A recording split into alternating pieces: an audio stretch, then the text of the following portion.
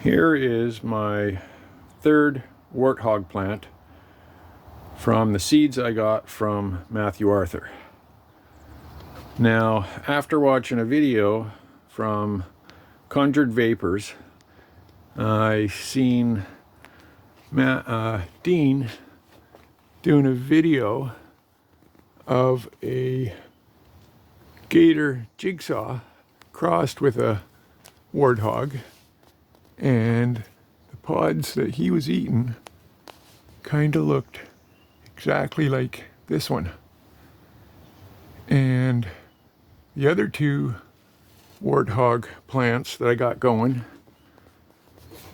there's a yellow one that I've picked 3 off of, and this red one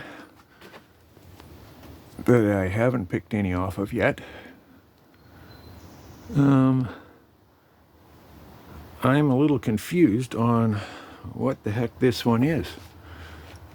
So if anybody's got any help maybe figuring out what the heck this thing is, I would really appreciate it. And maybe put some comments in there on what you think this thing is. Maybe hit the like button too if you don't mind. Thanks.